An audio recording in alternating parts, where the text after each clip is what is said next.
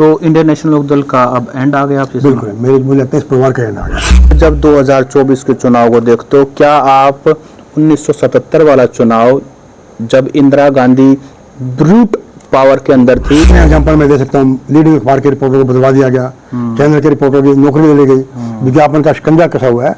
आज भी मुझे कहने में कोई संकोच नहीं, मेन स्ट्रीम मीडिया में कोई स्कैंडल की खबर नहीं आती। मनोहर खट्टर मोदी के बहुत करीब है, मोदी ने बड़ा दिल पे पत्थर रख के बदला उनको। क्या वो 1977 का क्या इमरजेंसी खत्म हुई थी और बंसल साहब उस समय 20 साल के नए लड़के थे, इंडियन एक्सप्रेस के जर्नलिस्ट हो गया था। तो बंसल साहब उस समय क्या माहौल था और क्या परिणाम रहा? पूरे हरियाणा में भय का माहौल था। हालांकि बंसीलाल जो मुख्यमंत्री थे केंद्र में चले गए थे डिफेंस मिनिस्टर बन के, उनका डम्मी बीडी गुप्ता यहाँ पे थे। जी बंसल साहब, एक बार किताबों के बारे में। मैंने पहली किताब लिखी हरियाणा के लालों के सब रंगे कैसे 1998 में, जो गवर्नेंस पॉलिटिक्स एंड कल्चर पे थी, कर दी गई थी। कुआरों की नसबंदी कर दी गई थी, पकड़ के, क्योंकि उनको डाटा वो टारगेट दिया गया था। नमस्कार, मेरा नाम है सत सिंह, हरियाणा फाइल्स में आपका स्वागत है। From declared emergency to undeclared emergency, चुनाव का माहौल है और वो भी लोकसभा चुनाव। और 2024 के लोकसभा चुनाव का परिणाम जून में आएगा, लेकिन उससे पहले बहुत कुछ उठापटक होगी। जो भी राजनीति के शोधार्थी हैं, स्टूडेंट्स हैं, उनको पता है कि चुनाव एक ऐसा समय होता है जहां आपको बहुत कुछ सीखने को मिलता है। और आप सीखते कहां से हैं? आप सीखते हैं ग्राउंड सिचुएशन से, एक्सपर्ट्स की बातें सुनकर के आप सीखते हैं, जिन्होंने अपनी ज़िंदगी जी है। इतने 50 साल में पिछले चुनाव एक के बाद एक हुए और उसका पूरा ब्यौरा मेरे आज के स्पेशल गेस्ट पवन बंसल जी। बहुत सारे लोग बंसल साहब के लेख पढ़ते होंगे। 50 साल में लीगेसी मीडिया में उन्होंने काम किया हो और आजकल गुरुग्राम से फ्रीलांस जर्नलिस्ट के रूप में काम करते हैं। जो भी who's who of Haryana and outside इनके लेख ज़रूर पढ़ते हैं, इनको फॉलो करते हैं। बंसल साहब की 3 किताबें भी हरियाणा की राजनीति पे आई हैं और बंसल साहब ने वो दौर जिया है जब इंदिरा गांधी इज़ इंडिया और इंडिया इज़ इंदिरा गांधी का दौर था, और आज भी शायद वही एक नैरेटिव बनाने की कोशिश की जा रही। बंसल साहब, आपका स्वागत है। और सबसे पहले मैं आपका एक बार पूरा परिचय हमारे सब्सक्राइबर को, देखने वालों को आप एक बार बताएं। देखिए, मेरी उम्र इस टाइम 67 ईयर्स है और मुझे 50 वर्ष हो गए पत्रकारिता करते। पिछले दिनों गुड़गांव में गोल्डन जुबली हमारे मित्रों ने मनाया, उसमें फॉर्मर आर्मी चीफ जनरल सुहाग, former chief election commissioner of India अपना कुरेश साहब और काफ़ी लोग आए थे जी। अब मैं बताऊँ, मैं जींद का रहने वाला हूँ। सन 72 में जब मैं स्टूडेंट था गवर्नमेंट कॉलेज में प्रेप का, तो उस टाइम एग्रीकल्चर प्राइसेस कमीशन के मेंबर रणधीर सिंह आए। मैं इलेक्ट्रिशियन था, इसलिए उनका भाषण मैं भी इन्वाइटेड था। उन्होंने कहा कि भाई हमारी कोई सिफारिश मानता नहीं है। तो मैं फिर क्या मेरे सवाल पूछा, मैंने कहा ये आपने कहा सिफारिश मानते नहीं? कहते हाँ। मैंने कहा फिर ये क्यों खर्च करते हैं पैसा आपको बना के? क्या ये हारे हुए कांग्रेसियों को एडजस्ट करने के लिए? वो कहते का चुनाव हारे थे, जवाहरलाल नेहरू के बड़ा करीब, वो गुस्सा खा गए। उन्होंने प्रिंसिपल को डांटा, प्रिंसिपल ने मुझे, मैंने कहा सवाल पूछने का था, मैंने सवाल पूछ लिया। तो सन 72 में जब मैं प्रेप में पढ़ता था, पहला सवाल मैंने पूछा, पत्रकार नहीं था ऐसा। फिर 74 में मैं रोहतक से राजधर्म स्वामी इंद्रविश ने अखबार शुरू किया, उसका मैं जींद में रिपोर्टर बन गया। तो एमरजेंसी हट गई। उसके बाद क्या हुआ, होम सेक्रेटरी ने सभी एसपी को चिट्ठी लिखी कि ये जो एक्टिविस्ट पाएंगे सारे, इनको मीसा में अरेस्ट करो। मीसा में सहयोग से ना, तत्कालीन जो एसपी थे जींद के, उनका भाई मेरा दोस्त था। मैं खेलने गया, शाम को डांटने लगे, बट अखबार पढ़ाई क्यों नहीं करता? मैंने उनके भाई को भी, तेरे भाई सच्ची दोस्ती करे, मेरे को बिना वजह धमकाने लगा यार, क्या तरीका। वो कई साल बाद पता चला कि चिट्ठी आई थी, उन्होंने अपने एसआई को दी, उसने बताया कि पवन बंसल है कोई, उनके फादर छोड़े दुकानदार है, नहर के पुल के नीचे रहता, वो रिपोर्टर है। उन्होंने चिट्ठी दफा कर दी, इसलिए मैं एमरजेंसी में बचा। जी बंसल साहब, एक बार किताबों के बारे में बताएं, क्योंकि फिर सवाल मैं पूछूंगा उस हिसाब से बात करेंगे। मैंने पहली किताब लिखी हरियाणा के लालों के सब रंगे कैसे 1998 में, जो गवर्नेंस पॉलिटिक्स एंड कल्चर पे थी। उसका जस्टिस पी वी साम ने विमोचन किया। उन्होंने लिखा, by exposing the politician of Haryana who use their power to serve their kith and king, you have served a public cause besides adding to the literature and political style। ये भी लिखा कि जिस भावना से किताब लिखी गई है, नेता इसको उसी भावना से लेंगे। खुशवंत सिंह ने, कुलदीप नैयर ने, प्रभात जोशी ने, कपिल देव ने, उदित सावंत ने, सभी ने उस किताब को सराहा। फिर मैंने 2000 में किताब लिखी खोजी पत्रकारिता क्यों और कैसे। यहाँ बता दूं मैं सिर्फ BCom हूँ, ना मैंने MA हिंदी किया ना अंग्रेजी किया, सब व्यवहारिक ज्ञान है। सिलदार लेख रोहतक पे विमोचन किया प्रभात जोशी ने। उन्होंने कहा कि इस किताब की फोटो कॉपी रख लेना लॉकर में। एक बंदा खड़ा हुआ, लॉकर में रजिस्ट्री रखे, गहने रखे। प्रभात जोशी ने कहा आने वाले समय बंसल जैसे प्राणी चिड़ियाघर में देखने को मिलेंगे, आपके बेटे पोते इस किताब को पढ़े। दैनिक ट्रिब्यून ने इसका रुख किया कि जो जानकारी खोजी पत्रकारिता की इस किताब में है इंडिया की किसी हिस्ट्री में नहीं है। फिर मैंने 2016 में किताब लिखी गुस्ताखी माँ हरियाणा। उसका विमोचन इंद्रजीत मंत्री और ओम थानवी जनसत्ता के संपादन ने किया। थानवी जी ने कहा नटवर सिंह किताब में 4 किस्से तो पॉपुलर होगी, बंसल की हर किताब का किस्सा 100 किस्से बराबर है। अभी मेरी 3 किताबें पाइपलाइन में है, इनसाइड स्टोरी हरियाणा पुलिस, बल्कि पॉलिस हरियाणा और खाकी के सब रंगे किस्से अभी पाइपलाइन में। जी बंसल साहब, आपकी जो तीसरी किताब का विमोचन था वो दिल्ली में, उसमें मैं भी वहाँ था। तो बंसल साहब अब मैं सीधा सवाल जवाब पे शुरू करता हूँ, क्योंकि जो हमारे दर्शक हैं डिक्लेयर्ड इमरजेंसी डिक्लेयर्ड इमरजेंसी मैं अपने श्रोताओं के संदर्भ के लिए बता दूं कि उस समय इंदिरा गांधी प्राइम मिनिस्टर थी और आपने सबसे पहला जो लोकसभा चुनाव कवर किया वो 1977 का किया। इमरजेंसी खत्म हुई थी और बंसल साहब उस समय 20 साल के नए लड़के थे, इंडियन एक्सप्रेस के जर्नलिस्ट हो गया था। तो बंसल साहब उस समय क्या माहौल था और क्या परिणाम रहा? देखिए, इमरजेंसी से पहले पूरे हरियाणा में भय का माहौल था। हालांकि बंसीलाल जो मुख्यमंत्री थे केंद्र में चले गए थे डिफेंस मिनिस्टर बन के, उनका डमी बीडी गुप्ता यहाँ पे थे, लेकिन चलती सारी बनारसी दास गुप्ता बीडी गुप्ता चलती उनके बेटे सुरेंद्र की थी। वो बीडी गुप्ता ने बाद में जब जनता पार्टी ने शाह कमीशन बनाया ये बयान दिया कि मैं तो डमी था, चलती सारी सुरेंद्र सिंह की थी। तो बड़ा भय का माहौल था। नसबंदी हुई, नारा लगा नसबंदी के 3 दलाल इंदिरा संजय बंसीलाल। सुरेंद्र बड़ा क्लोज था संजय गांधी के। और ना मैं गवर्नमेंट कॉलेज में पढ़ता था, इमरजेंसी में सुरेंद्र जी आए, आप जींद में थे, सुरेंद्र का भाषण था। तो उनका भाषण कुछ लोग बच्चे हंसने लगे। मतलब चौधरी सुरेंद्र जो बंसीलाल के पुत्र थे उनके, हाँ, जो एग्रीकल्चर मिनिस्टर भी रहे। नहीं, बाद में बने, बाद में बने जी, बाद में जी जी जी। तो उन्होंने बोला इन सबको अरेस्ट करो, बदमाश लोग बच्चे हैं। तो शौक से मतलब कोई बड़ी लंबी कहानी है। उस टाइम कोई पुलिस अफसर हमारे मित्र थे, बचा बचू हो गया। उसके बाद 77 आ गया, ये भी हो गया। मैं कैसे रिपोर्टर बना इंडियन एक्सप्रेस का, मैं टूटी फूटी भाषा में कुलदीप नैयर को जो संपादक चिट्ठी लिख दी, मैं आपके साथ काम करना चाहता हूँ। कुछ नहीं पता मैं कौन हूँ, टाइप नहीं चिट्ठी लिख दी टूटी फूटी भाषा में, रिपोर्टर भी नहीं यार मैं कौन हूँ क्या। उन्होंने एक ही सक्सेना को मार कर दी। उसने सोचा बॉस की रिकमेंडेशन है, मेरे पास चिट्ठी आ गई है, मेरे पार्टी स्ट्रिंगर एंड चीन kindly take immediate step to accredit yourself with the government authority, your remuneration will be fixed after watching your performance. मैं साइकिल में घूमता था, क्या बन गया क्या बन गया। इंडियन एक्सप्रेस का बड़ा हो रहा था, नाम था इमरजेंसी एडिटर, पर मैंने अपनी काबिलियत से मैंने उसको मेंटेन रखा। जी, तो 1977 में आपने जैसा कहा कि भय का माहौल था और चुनाव का परिणाम क्या रहा? देखिए, भय का इतना माहौल था, मैंने बताया बंसीलाल उसका बेटा सुरेंद्र नसबंदी सबसे थी। जी जी, कुंवारों की नसबंदी कर दी गई थी।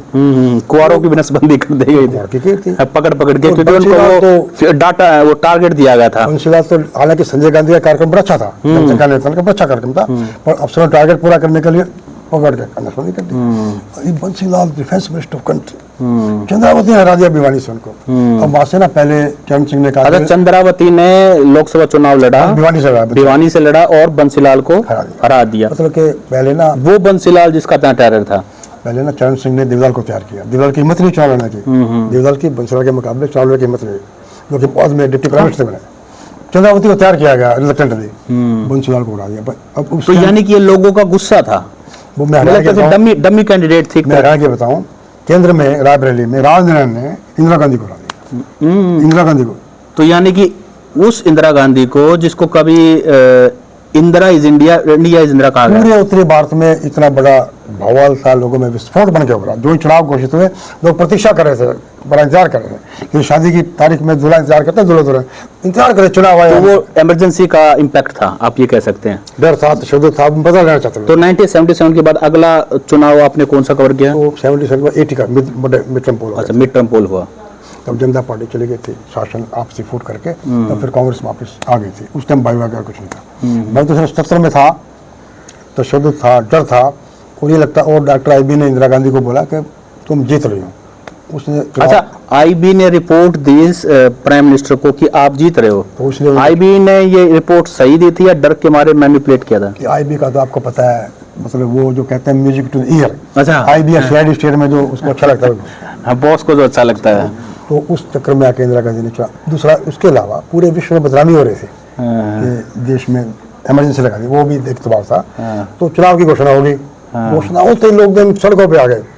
मैं ख्याल में बता रहा हूँ आपको, उस टाइम मैं जनता मोर्चा था का मैं जिले का वाइस प्रेसिडेंट था।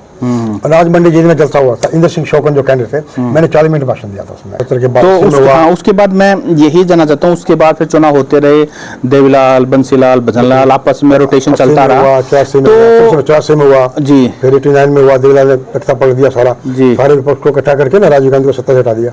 फिर 89 में हुआ, उसके बाद 5 साल बाद फिर हुआ, फिर 99 में जिसमें भूपेंद्र सिंह हुड्डा यहाँ से चुनाव, 98 में हुआ, 99 कैप्टन इंदर सिंह, हाँ 98 में 99 में कैप्टन इंदर सिंह ने हराया भूपेंद्र सिंह हुड्डा को। फिर 2004 में यूपीए 1 आई, फिर यूपीए 2 आई, फिर 2014 में मोदी वेव आई, फिर 2019 का, तो 19 में हमने तो सभी देख लिया था। आप जब 2024 के चुनाव को देखते हो, क्या आप 1977 वाला चुनाव जब इंदिरा गांधी ब्रूट पावर के अंदर थी और 2024 में आज भी अनडिक्लेयर्ड इमरजेंसी विपक्ष कहता है, देखिए मैं आप क्या पहले ड्रॉ करते हो? तो जो इंडिकेशन जनता देती है, 91 में मेरी पोस्टिंग यहाँ पे जनसत्ता में थी, देवदास उस टाइम डिप्टी प्राइम मिनिस्टर थे और उनका चुनाव चल रहे थे और वो भूपेंद्र हुड्डा उनके मुकाबले में डमी सा कैंडिडेट था, अननोन फिगर थे तब। अनाज मंडी में चलता हुआ, अनाज मंडी में तो बनिए व्यापारी होते हैं, व्यापारी किसी बुरा नहीं बनता, सबको वोट देंगे देवल गए वोट मांग कहते जी आप तो कहते हो बनियो पंजाब की वोट सुन, आप क्यों वोट दें? उसी को मैंने इंडिकेशन बना के जनसत्ता में फाइल कर दी। इस बार देवलाल के रोहतक वाटर साबित होगा। मेरे संपादक ने पूछा आपने इतनी, मैंने कहा इंडिकेशन है, बिजनेस कम्युनिटी ने openly deputy prime to country, जो कि मार्शल कम्युनिटी से अब बनिया वैसे करता है बिजनेस में, उनको बोल दिया कि वोट नहीं देंगे, इंडिकेशन। ठीक बात है। तो इस बार आप क्या ड्रा करते हो? इस बार भी जो मोदी की गारंटी है और 400 पार का नारा है। देखिए हरियाणा के संदर्भ में आता है, पहली बात तो मोदी की गारंटी नहीं होती, इंडिविजुअल है। अब ये कोई सरकार की गारंटी को तो अलग बात है, इंडिविजुअल तो आनी जानी चाहिए। इंडिविजुअल की गारंटी कभी नहीं होती। 400 पार तो पिछली बार 75 पार कहा था और हरियाणा में 40 पे अटक गए थे। अब हरियाणा पे आओ, हरियाणा में भी कितना डर का माहौल है, पूरा मीडिया को गैग किया हुआ है। कितने एग्जाम्पल मैं दे सकता हूँ, लीडिंग अखबार के रिपोर्टर को बदलवा दिया गया, चैनल के रिपोर्टर की नौकरी ले ली गई, विज्ञापन का शिकंजा कसा हुआ है। आज भी मुझे कहने में कोई संकोच नहीं, मेन स्ट्रीम मीडिया में कोई स्कैंडल की खबर नहीं आती है। मैं सोशल मीडिया में देखता हूँ, हालांकि सोशल मीडिया में बड़ी बुराइयाँ हैं, कोई चेक नहीं है, फिल्टर नहीं है, फिर भी अगर कुछ जिंदा है डेमोक्रेसी, अगर मीडिया जिंदा है तो सोशल मीडिया की जिंदा है। आपने अभी एक बात कही कि मेन स्ट्रीम मीडिया में खबरें नहीं आती। अभी 2 दिन पहले इंडियन एक्सप्रेस ने एक खबर छापी है कि 2014 के बाद विपक्ष के 25 नेता भाजपा ज्वाइन किया, उन पर एलिगेशंस थे और 25 में से 23 को क्लीन चिट मिल गई। अभी हम बाकी तो पूरे देश के हम हरियाणा पे आते हैं। अब नवीन जिंदल को बनाया गया है जी, इस बार बिलीव के कोल स्कैम में उनका नाम था। और मोदी जब पिछले चुनाव में आए थे, नवीन जिंदल जब कैंडिडेट थे कांग्रेस के, उन्होंने बोला था ओपनली, जो नवीन जिंदल के खिलाफ ओपनली बोला था। तो अब मतलब अचानक उनको पार्टी में शामिल कर दिया, 25 मिनट में टिकट भी दे दी गई। तो डर के मारे उनको डराया गया, उनको धमकाया गया कि आपके खिलाफ केस है। ऐसा थोड़ी होता है, आज ही शामिल 25 मिनट टिकट दे दी। रंजीत चौटाला को भी इंडिपेंडेंस से उसको ले गए, उसको दिल्ली में नहीं बुलाया, सिरसा में। जो तानाशाह होता है ना, अंदर से खोखला होता है, 400 पार कहें, कुछ अंदर डर है कि लोगों का गुस्सा एकदम भटकेगा। उनको अंदर से पता है इस बात का कि जो चुनाव घोषणा भटके, इसलिए उसको टिकट दिया रंजीत चौटाला को, जो कि वहाँ से जमानत जब्त करा चुका है हिसाब से एक बार पहले, और इंडिपेंडेंट कैंडिडेट हो, उसको टिकट बुला के देंगे टिकट। और उन्होंने अभी तक अपने उससे इस्तीफा भी नहीं दिया है। चलो बाद में दे दिया था उसके बाद नहीं, अभी इस्तीफा नहीं दिया। इसी पे इशू चल रहा है कि कहीं उनकी टिकट ना बदल जाए, क्योंकि परिणाम क्या होगा, आवाज तो इतने सीनियर पॉलिटिशियन मुझे हो ही जाता है। टिकट शायद भाजपा नहीं बदलेगी, और अगर बदल दे टिकट ना, फिर तो ये बिल्कुल खोखले के पल्ले कुछ नहीं, कैंडिडेट बदल दिया। लेकिन बंसल साहब आप ये बताइए, हरियाणा में 10 लोकसभा सीटें, 6 जो इनके कैंडिडेट हैं वो तो सारे कांग्रेस ही है, फॉरवर्ड कांग्रेस है। भाजपा का अपने पास कुछ है नहीं। जब मैं आपको भाजपा नैतिकता की बात करती है, कहना नहीं चाहिए। इनके एक सांसद की, सिटिंग सांसद की एक्चुअली वीडियो आई, चलो उसका पर्सनल लाइफ है, उसने एक्सटॉर्शन किया, लड़की को नौकरी के लालच में बुला किया, टिकट तो काट दी, पार्टी से नहीं निकाला उसको। पी गए तो उस बात को पी गए। नहीं, यही जो निर्मला सीतारमण से भी ये पूछा गया था कि every Tom Dick and Harry is coming to your party, जिन पर आरोप है, तो उन्होंने कहा कि भाई एवरीबडी इज वेलकम। अब क्या करें? भाजपा में तो कहते हैं निर्मला वॉशिंग पाउडर, जो भी है वहाँ पवित्र हो गया। चलो हरियाणा संदर्भ में बात करते हैं। मनोहर लाल खट्टर को बदला गया है। मनोहर लाल खट्टर बदलने के बाद भी सुपर सीएम की फीलिंग ले रहे हैं। देखिए मैं बताऊँ आपको, मनोहर लाल खट्टर मोदी के बहुत करीब है। मोदी ने बड़ा दिल पे पत्थर रख के बदला उनको। मोदी को रिपोर्ट मिली थी इनके रहते चुनाव में तो सफाया। मैं और भी बताऊँ आपको इनकी दोस्ती, लोग तो कहते हैं जब ये प्रभारी थे वो संगठन सचिव थे, खिचड़ी खिलाते थे। अच्छा, अंतिम वो जो हुई, इन्होंने क्या किया, इंद्रजीत का कछोड़ा करने के लिए वो जो सीएम बने हैं, कौन नायब सिंह सैनी, नहीं नायब सिंह नहीं, मध्य प्रदेश में कौन से शिवराज सिंह यादव को बनाया, उसको भेजा गया वहाँ पे। तो 2000 लोग उसके उसमें, मोदी साहब आए द्वारका एक्सप्रेस पे, हाँ 3-4 हजार लोगों को सरकारी मिला था। प्राइम मिनिस्टर मोदी के समय कम, तब इनको मजबूरी में हटाया गया। पर अभी भी वो सुपर सीएम स्टारों में पहले नाम आता है, मनोहर लाल नीचे आता है, नायब सिंह सैनी। तो क्या बंसल साहब आप ये मानते हैं कि जो चमत्कार 1977 में हुआ था, क्या इस बार 2024 में भी हो सकता है? मेरा मन हरियाणा के लोग है ना, एक हरियाणा में कहा है कांच निकालना, मतलब मोड़ निकालने, कांच निकालना। तो हरियाणा के लोग प्रोब नहीं देते वोट, फैसला करता है, इसकी ठोकना है इसको। तो इस बार किसकी कांच काटेंगे? बीजेपी कांच निकाल नहीं आता लगे। तो और ये मेरा मानना है कि कांग्रेस में फाइटिंग है, हुड्डा शैलजा, कोई फर्क नहीं। केजरीवाल के अरेस्ट का कोई असर है हरियाणा पे? मेरा ही मानना है केजरीवाल की पर्सनैलिटी उभरी है। मैं उनको क्लीन चिट नहीं देता, हो सकता है वो करप्ट हो, पर लेवल प्लेइंग फील्ड होता है। प्रफुल्ल पटेल को आपने शामिल किया, सीबीआई को कर दिया, उनके खिलाफ तो अभी कुछ साबित भी नहीं हुआ ना। अब संजय सिंह को बिल दे दी ना सुप्रीम कोर्ट, देनी पड़ी 6 महीने बाद। ईडी ने कहा कि हम इनकी रिमांड देना चाहते, वो इसलिए मना किया कि कोर्ट पूछती तुम्हारे पास है क्या। नहीं, वो कोर्ट ने कहा अगर आप इनको बेल नहीं लेने देंगे तो पीएमएलए के तहत हमको बेल देनी पड़ेगी। तो मेरा मानना है कि केजरीवाल अमर जो के मतलब स्ट्रॉन्ग होकर निकलने से। नहीं, हरियाणा में लोगों में इस चीज की नाराजगी है। हरियाणा में उनको बड़ी सिंपैथी मिली इस बात से, पर्टिकुलर सुनीता को बड़ी सिंपैथी मिली, महिलाओं में उसके प्रति, उनकी पत्नी सुनीता के प्रति आकर्षण हुआ। कल तो गृहिणी थी, पर्दे के पीछे कुछ भी रोल करती हो, वो एकदम फ्रंट पे आ गई। इंदिरा गांधी या सोनिया गांधी स्टेज शेयर करी है, शोरन की अपना वाइफ आके वो बैठी है, मतलब एकदम इंडिया में टॉलेस्ट उसमें आ गई, महिलाओं में आ गई। इसकी गिनती सोनिया से बेटर होगी मतलब। अच्छा, भूपेंद्र सिंह हुड्डा का क्या फ्यूचर देखते हो ऐसे समय में, क्योंकि रोहतक से चुनाव में 2019 में उनके सुपुत्र हार गए थे, सोनीपत से वो भी चुनाव लड़ते, वो भी हार गए थे, लेकिन आज लीडर ऑफ अपोजिशन है, 2 बार के मुख्यमंत्री हैं। देखो मैं समझता था भूपेंद्र सिंह हुड्डा का, दीपेंद्र हुड्डा रोहतक से नहीं आ रहा था, मतलब उनकी आरसी 5000 वोट से। कोसली एक हल्का था, कोसली 75,000 यादव, 75,000 एंड 75,000 से कोसली से आ रहे थे, यहाँ सिर्फ 5,000 से आ रहे थे। अब मेरा मानना है, अब जैसे परिवार में बात चल रही है दीपेंद्र की टिकट की, तो जो SR के है शैलजा किरण, वो कह रहे हैं ये बन जाएगा, ठीक है, पर एक राज्यसभा का मेंबर है, एक सीट चली जाएगी बीजेपी को, इसलिए टिकट ना दो। ये कह रहे हैं हुड्डा साहब लड़े, हुड्डा साहब के सामने ये है कि मान लो किसी वजह से हार गए तो सीएम का क्लेम खत्म हो जाता है। चर्चा चलता आशा हुड्डा की, मेरा मानस परिवार में टिकट मिलेगी, जो मिलेगा, हाँ चलो किसी को मिले, जो मिलेगा उसके जीतने तो मेरा सवाल बंसल साहब ये है कि भूपेंद्र सिंह हुड्डा परिवार का जो है अभी क्या फ्यूचर आप देखते हो कि क्या आने वाले 5 साल 10 साल ये चुनाव में मैटर करेंगे?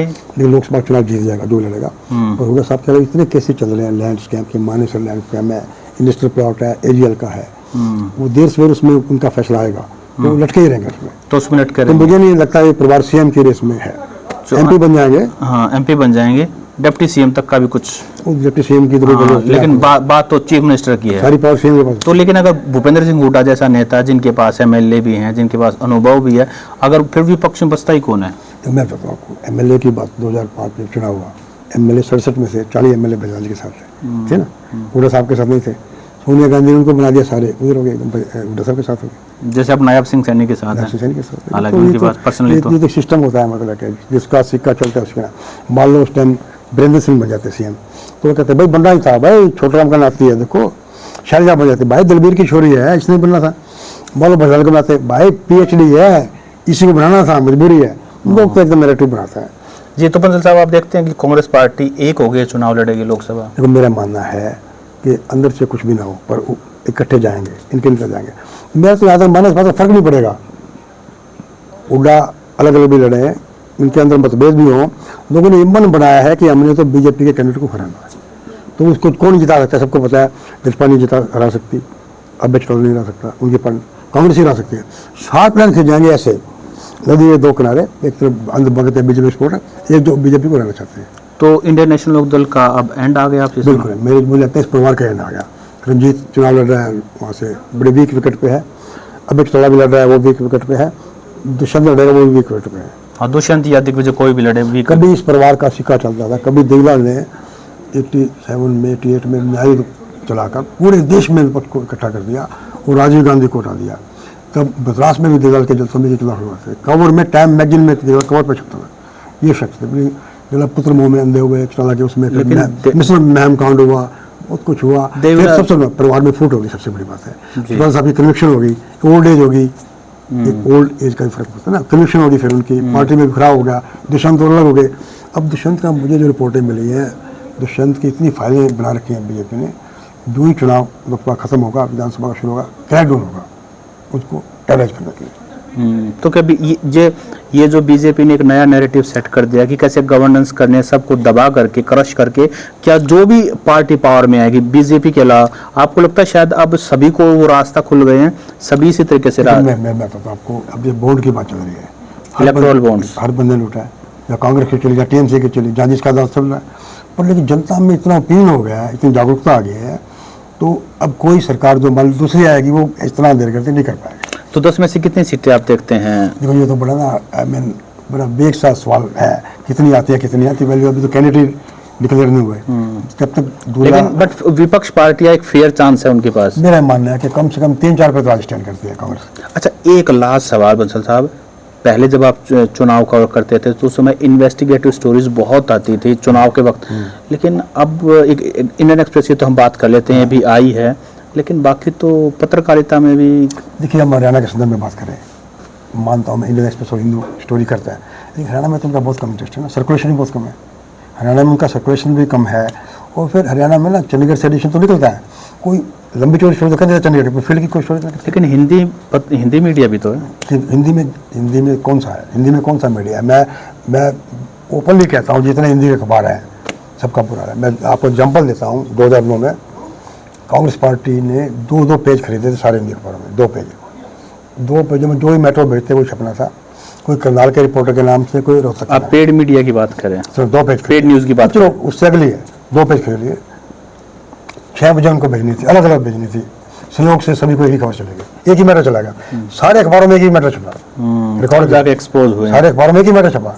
कोई करनाल रिपोर्टर, भाई करनाल में तुम्हारा भी वो रिपोर्टर है, तुम्हारा भी वो रिपोर्टर है, सारे खबरें। तो मीडिया को आप भूल जाओ, मीडिया में तो जो छपेगा, या इलेक्ट्रॉनिक है, प्रिंट है, जो सर्वे आ रहे हैं, टोटली कैमोफ्लेज है, भ्रमजाल है, पेड न्यूज़ से है। मुझे कहने में कोई गिरज नहीं, 50 साल पत्रकारिता करके मैं कहता हूँ आज जो पत्रकारिता हो रही है, मैं शर्म महसूस करता हूँ उस पत्रकारिता में, थोड़ा बहुत सोशल मीडिया की वजह से जिंदा है। आप देखो जितने भी स्कैम आ रहे हैं, जितने स्कैंडल आ रहे हैं, मैंने देखो चौकी गाँव में, पंचकुला में, एक प्रभावशाली नेता के वहाँ के डिप्टी कमिश्नर ने ज़मीन उसको लॉट कर दी, ये गुस्ताखी में आपने एक्सपोज किया। एक हरियाणा के पूर्व गृह मंत्री के परिवार की ज़मीन थी सूरजपुर फैक्ट्री की, किसी मेन स्ट्रीम मीडिया में नहीं, वो मैंने एक्सपोज किया। और ये जो अब आ रहा है ना, जब अब आ रहा है जो बीड फरोजरी की ज़मीन का, जी हाँ, अभी ये भी मैं कहना नहीं चाहता, मैंने जब विसल ब्लोअर किसी ब्यूरो को टिप दिया। एक बंसल साहब, एक और है कि किसी नेता ने आपका एडिटर इन चीफ से शिकायत की और उन्होंने कहा है कि अगर आपने कोई शिकायत करी इसका मतलब वो सही है। ये भी वो तो गोयनका जी का था, रामचंद्र गोयनका थे ना। हाँ। उनको किसी सीएम ने तारीफ कर दी रिपोर्टर की, आज तारीफ की, उन्हें बदली कर दी। मैं तो थोड़ा आप थोड़ा इनका सीआईडी का जो होता है ना, फोन टेप करने का, मुझे लगा एक बार कोई शरारत कर सकते हैं, तो मैंने स्टोरी लिखी, warning to the more than thing of don't play with fire, technology is double edge weapon, if you spy on my phone, I spy on your bedroom, I throw the money, आपके Pegasus, आप जैसे पैगास मैं भी ले सकता हूँ, और आपके इर्द गिर्द कौन है ड्यूटी पे, सिपाही हैं, हवलदार हैं, वो सारे मेरे फैन हैं, क्योंकि मैं पब्लिक काम करता हूँ, मैं आपके बेडरूम तक पहुँच जाऊँगा, उसके बाद मामला खत्म है, कोई पता नहीं। फिर मैंने कहा मैं अपनी 1 हफ्ते की रिकॉर्डिंग देता हूँ, 24 घंटे करे, खुद देता हूँ, आप सुनाओ सीएम साहब को, मैं खुद देता हूँ, मैं कोई फैमिली बेचता हूँ, क्रिमिनल नहीं, मैं कुछ स्मगलर हूँ। मुझे पाठकों का इतना विश्वास है, डॉक्टर लोग मेरे से पैसा लेते हैं इसका। जी जी जी जी जी जी जी हाँ, ये तो एक म्यूचुअल रिस्पेक्ट है। तो बंसल साहब, आपसे हमने लंबी चौड़ी बातचीत की, इंटरव्यू थोड़ा सा लंबा हो गया, और आपका बहुत बहुत धन्यवाद। नमस्कार।